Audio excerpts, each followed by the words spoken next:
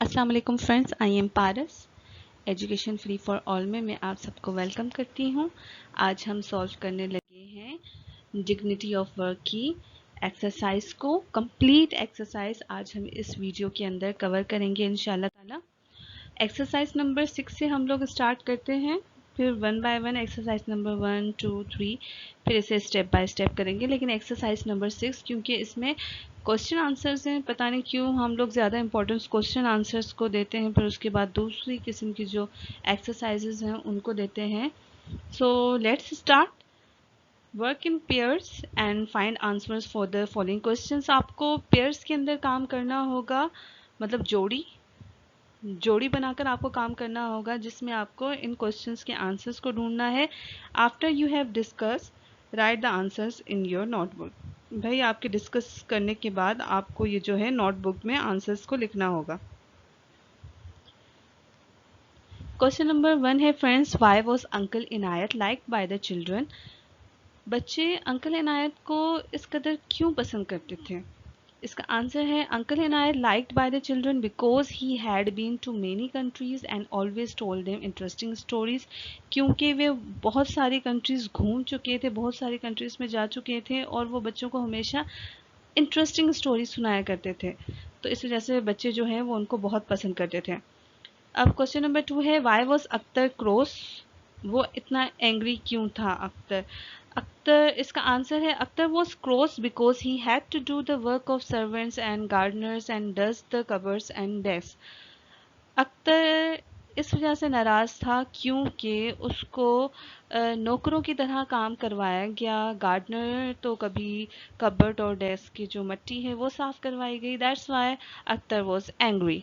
Cross word की meaning angry. ठीक। अब क्वेश्चन नंबर 3 है, which course did our holy prophet use to do. हुजूर सल्लल्लाहु अलैहि वसल्लम किस तरह के काम किया करते थे? अब इसका आंसर है he love doing work for himself and for others.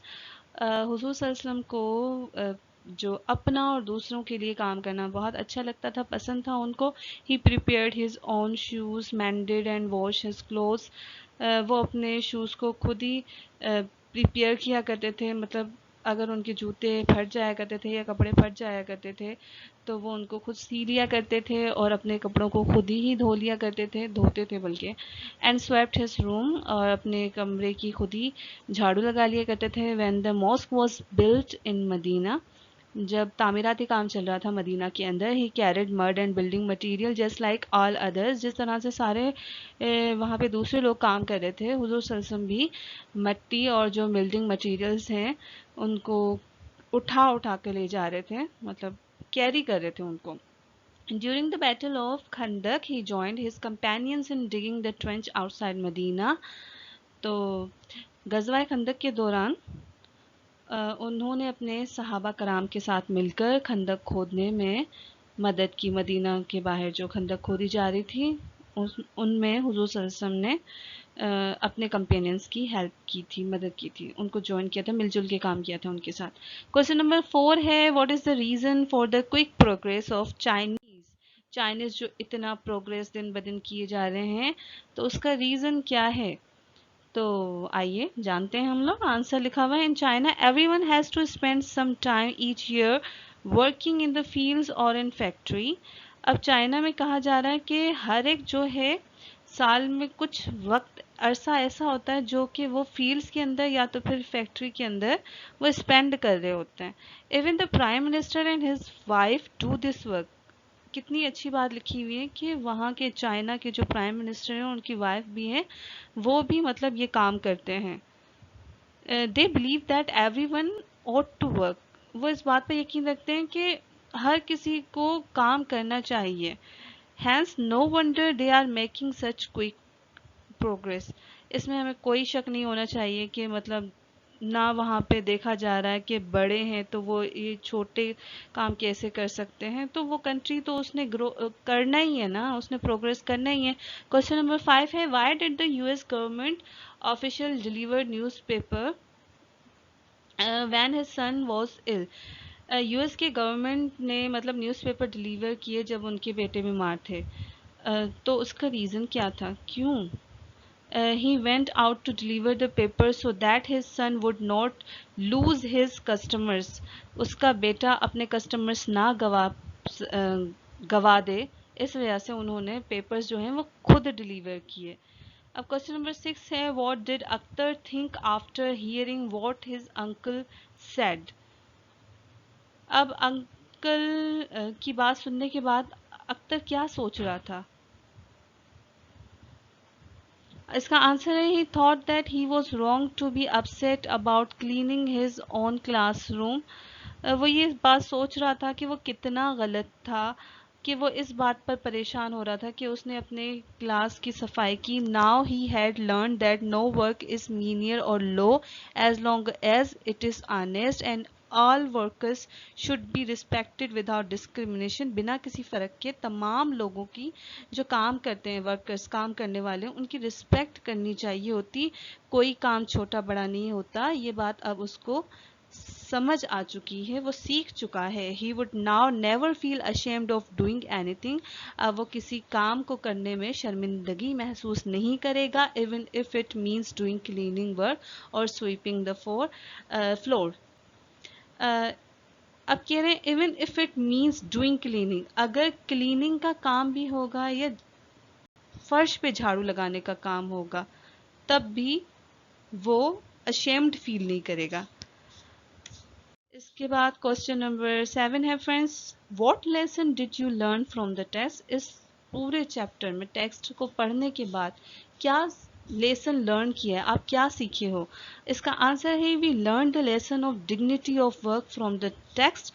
इस पूरे टेक्स्ट को पढ़ने के बाद हम ये बात सीखे हैं कि काम की अजमत को हम पहचाने हैं कि कोई काम छोटा बड़ा नहीं होता, सारे काम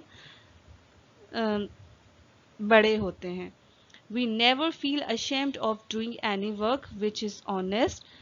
ईमानदारी से जो काम किया जाए उसमें हमें शर्मिंदगी महसूस नहीं करनी चाहिए होती, even if it means doing cleaning work और स्वीपिंग द फ्लोर. अगर वो कोई काम जो है वो क्लीनिंग साफ सफाई का हो या फिर फर्श पे झाड़ू लगाने का हो, it will give us success. इससे हमें सक्सेस मिलती है, कामयाबी मिलती है.